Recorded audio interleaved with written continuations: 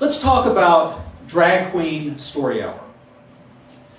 If Drag Queen Story Hour had never existed, if it had never risen up out of the primordial glitter and sequins, would we be appreciably worse off as a species? I'd have to say, probably not. But having said that, why all the hate? My fellow Americans, why do so many of you have such a big problem with Drag Queen Story Hour?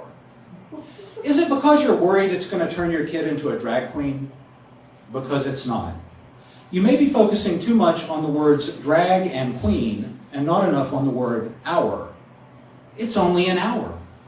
That's not enough time to turn your kid into a drag queen. That's what Drag Queen Summer Camp is for. Emphasis on the word camp. Not only is Drag Queen Story Hour not going to turn your kid into a drag queen, it's not going to do any of the other things you're worried about either. It's not going to turn your kid into a reader. It's not going to make your kid open-minded. Your kid isn't suddenly going to develop critical thinking skills and the ability to evaluate sources. You don't have to worry about your kid embarrassing you right in the middle of church by blurting out, "Hey, wait a minute." If somebody says, "Make America great again," then by definition they're referring to some unspecified period in America's past when women and minorities had fewer rights. None of those things are going to happen. You can take my word for it.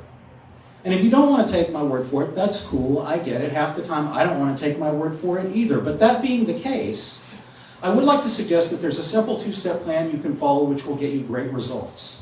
If you really feel that strongly about it, 1, don't send your kid to Drag Queen Story Hour, and 2, shut the fuck up about it. Anything beyond that is just a waste of energy. There's no point in protesting Drag Queen Story Hour. That's not going to get you anywhere other than the wrong side of history. You don't need to be threatening anybody. You don't need to be harassing your local politician at the Olive Garden, thereby interrupting his tour of Italy, to make sure that he's on the right side of this vitally important issue. And finally, and this one is very near and dear to my heart, you don't need to be going on social media complaining about Drag Queen Story Hour in a style suggesting you have a vendetta against grammar and spelling.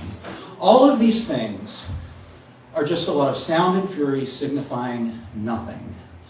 The reality is, statistically speaking, your kid is probably never going to become a drag queen at all. But even if he does, Drag Queen Story Hour is not going to have anything to do with it. Also, and this may be hard to believe, but in the unlikely event that your kid does become a drag queen, there may come a time, not right away, but at some point, when you start to think of it as a good thing, maybe even fabulous.